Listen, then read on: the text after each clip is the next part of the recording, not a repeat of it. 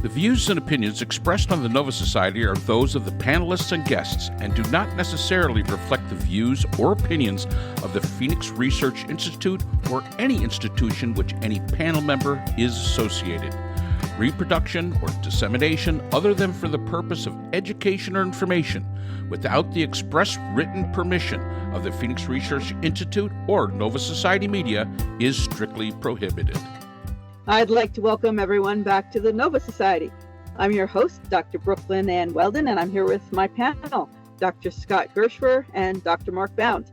Today, we will be contemplating various topics of interest to us, and we hope to you, our listeners, as well. So, welcome. Mark, Scott, what are you thinking today? What are you thinking, Scott?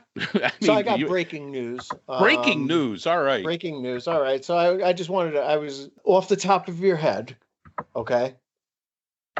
Matthew Whitaker, former acting attorney general for 4 months under Trump, was just named the U.S. ambassador to NATO. What does it mean? Oh, wow. That is breaking news and something that I've not even considered. Well, that's why it's off the top of your head. This is off the top of my head. I'll start while you're thinking, okay? Okay. Here's a guy who was the lackey to end all lackeys.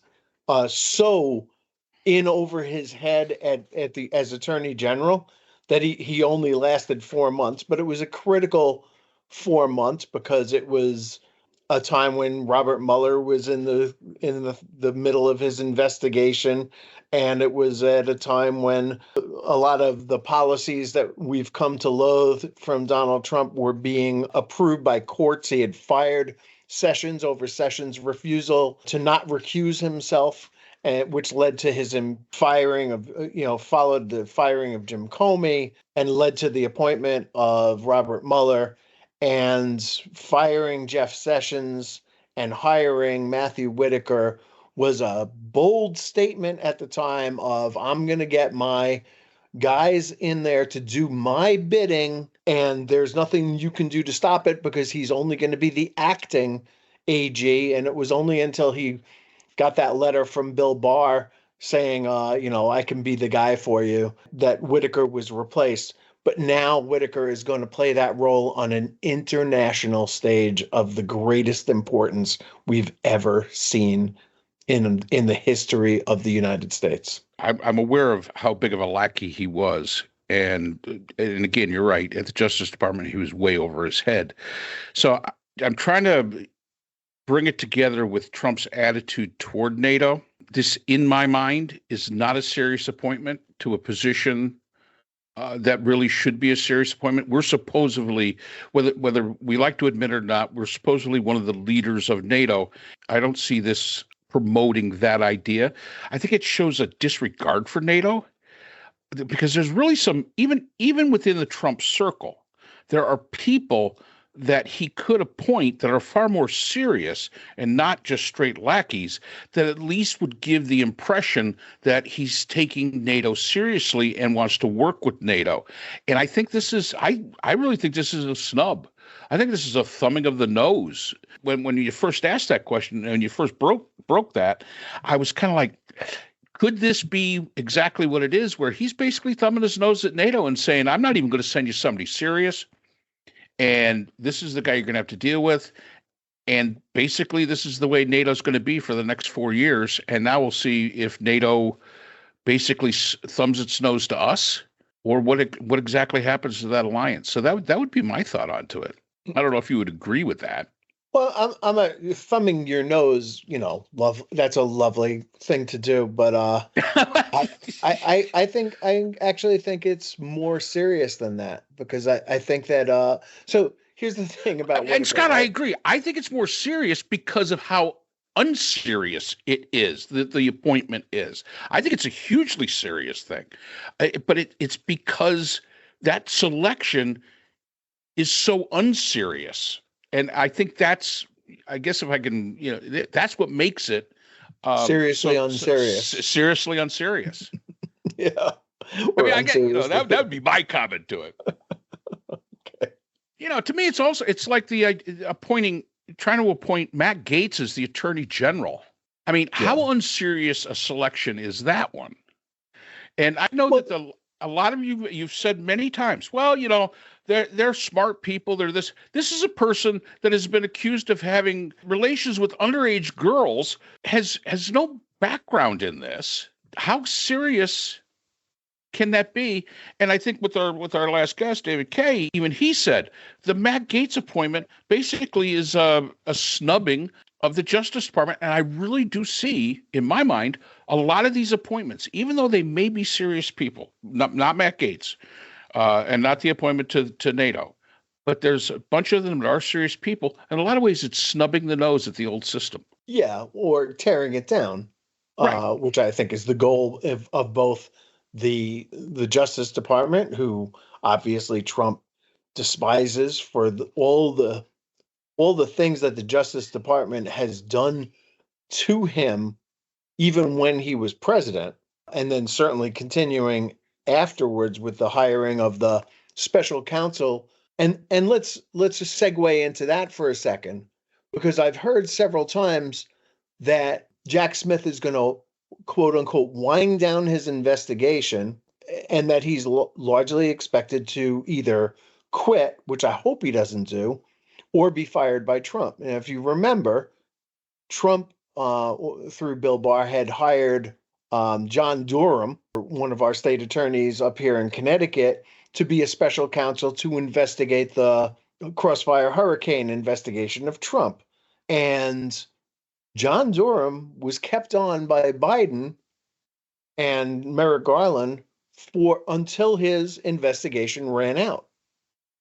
And I don't know why Merrick Garland or Joe Biden would insist that Jack Smith step down before his investigation is over, which it clearly is not going to be until Donald Trump is no longer president.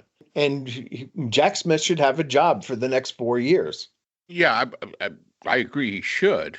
Of course, if Trump does pre-pardon himself, that makes Jack Smith's investigation a moot point. So there is that, but it doesn't change the importance of the investigation and the findings of the investigation.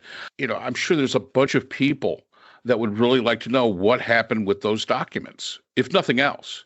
I mean, I think that the January 6th, that investigation, I just don't see that going anywhere, because just the way with the mood the country is in.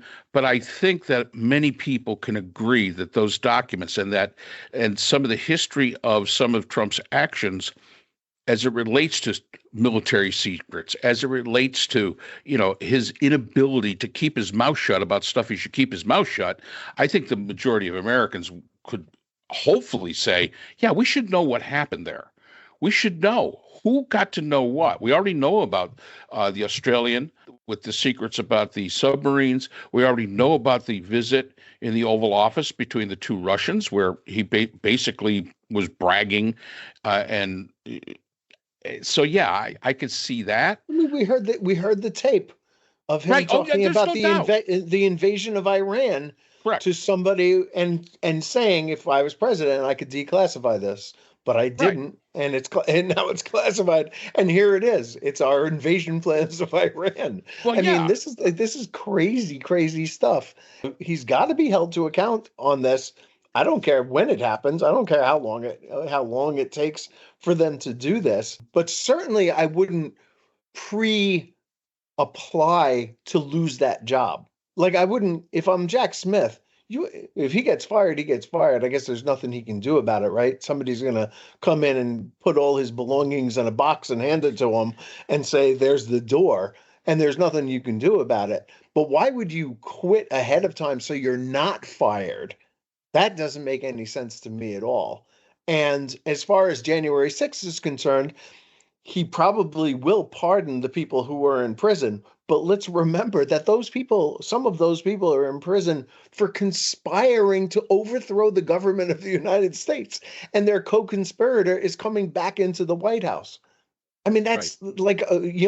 This is mind-boggling stuff for the United States of America. I heard I believe it was a congresswoman talking about it and saying, you guys think that January 6th is the most important thing that ever happened to America, but the majority of Americans disagree. Well, now that the majority of Americans, as the vote bizarrely continues to be counted, and I will admit that the fact that they're still counting votes out there is bizarre and sad, really, because you would think that they'd have enough people to do this on the payroll, but whatever. But while they're still counting the votes, he's below 50%. Now, Right. He may go back over 50%, but right now he's at 49 something percent. And that means that more people voted against him than for him again. And he is no longer a president with a mandate. He's no longer a juggernaut. He's no longer this wildly popular president. And, I don't know why, and I don't want to be in the insane one here to say that there's, something happened to the vote count or whatever. Although if there is anybody who could do it, it would be Elon Musk, who could figure that out. Perhaps the greatest engineer we've ever seen here in America. But I digress, and I don't want to. Justice needs to be served. If it's served cold, fine. That's fine. But the American people deserve to know what happened on January 6th, what the plan was, who else was involved in it, and also, as you say, the stolen documents, what happened to those documents, because that one that he was talking about is not apparently in the trove of documents that was recovered. That Iran attack plan one is Right. not one of those ones that we have. That means that document could be out there somewhere. Right. Well, I as far as the counting the votes, that's probably California that they're still doing it in, and I don't see him getting an awful lot in California. California was one of the blue states, so I think he's probably going to stay below 49%. You're correct. More people voted against him than voted for him. Again, in regards to Jack Smith, the one thing I would say about his idea of just saying, I'm going to quit, I would agree with you in the sense that I would make them fire me.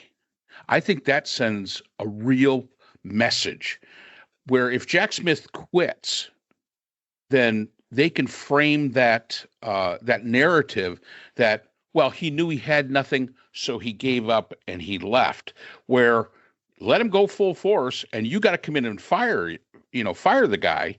Then what were you hiding when you were firing him? And I will say one thing about Elon Musk. I don't know the guy, whatever.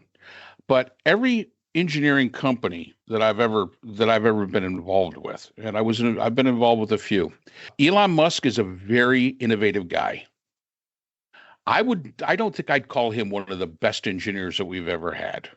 Because most companies, BMW, all those great engineering companies that exist, it usually is the C engineer in college that hires the A engineers to make what the vision the C engineer has and can't figure out how to do. He hires those A engineers and they make it a reality. That's just kind of has always been my experience. I think Elon Musk is very innovative. I honestly can't even say he's a great businessman at this point, what he did with Twitter and the amount of money the guy has lost, but he has had a vision. And I think he's done, of course, very well for himself. He's the richest man in the world. But I think it's been, you surround yourself with people, hopefully, that are better at things than you are. And that really does lead to your success. So, we're going to have to see that there's going to be so much to unpack from this. And as the new appointments come out, I think it's amazing that we're not going to do FBI background checks. We're not even going to bother with that, probably because they know most of them couldn't pass it. Well, and these are people that are going to have access to secrets. So Joe Biden is still the president of the United States. Joe Biden has at his disposal a great deal of latitude as far as the law is concerned, right? Immunity that we all took to mean it was, granted to Trump, but Joe Biden is the president. I don't understand why we wouldn't assume that Joe Biden would force a background checks, arrests of people who are found to have committed crimes, at least the exposure of, I think what's right now an open secret about Matt Gaetz, that he paid. I mean, the evidence is pretty stark that he paid underage girls for sex and did all kinds of drugs, and he bragged about it.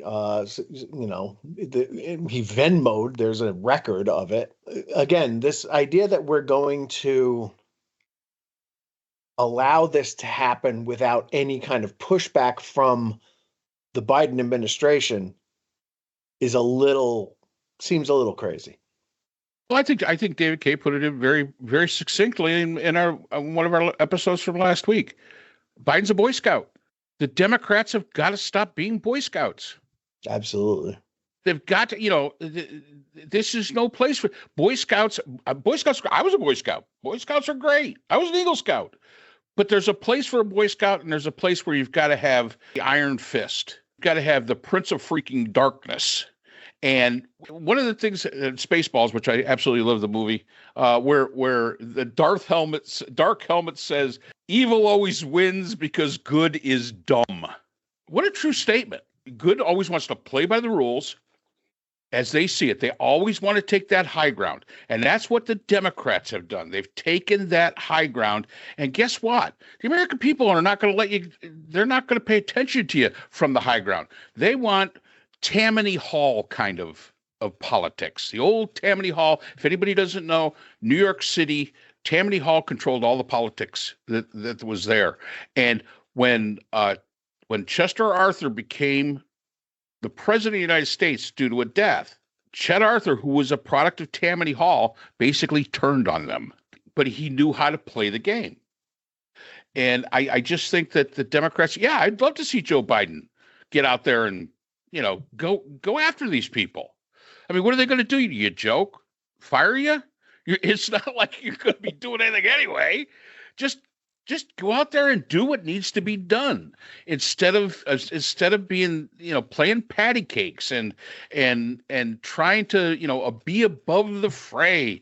We've already seen that the people of the United States, they don't want presidential, or what they see as the concept of presidential is not what it used to be. We're not talking about George Washington's here. We're not even talking about Ronald Reagan's here. We're talking a different mindset of what the people want from the president of the United States. So, Joe, give them what they're asking for. Go out there and do it. Bread and circuses, baby. You got that right. All right, so guys. Thank you so much, both of you. And we will see you again next week. Okay. Take care. Take care. You too. So that's all the time we have for today's episode. The Nova Society is a production of the Phoenix Research Institute. We'd like to thank our sponsors for this episode. BH Conflict Resolution Services, a full-service dispute resolution firm offering expert and cost-effective mediation services to couples, groups, and businesses. BHCRS can be reached at www.bhcrs.com. We'd also like to thank our podcast partners, Buzzsprout, who hosts the Nova Society, Audacity, our editing partners, and Podkite, who does all of our analytics. IHeart Radio, where people get their music and podcasts, Apple iTunes, the largest source for music and podcasts on the internet, Spotify, the most popular source for the Nova Society. The Nova Society is available on all of these and other quality platforms. We'd like to thank all of our listeners. Without you, the Nova Society would not be possible. If you have a comment, question, or would like to be a guest on the Nova Society, we can be reached at nova.society.podcast@gmail.com. Always remember, the power of society is knowledge. So for Dr. Scott Gershworth, Dr. Priscilla Hobbs, Dr. Brooklyn Ann Weldon, and all of us here at the Nova Society, I'm Dr. Mark Bound. Be well, and we hope to see you again next time.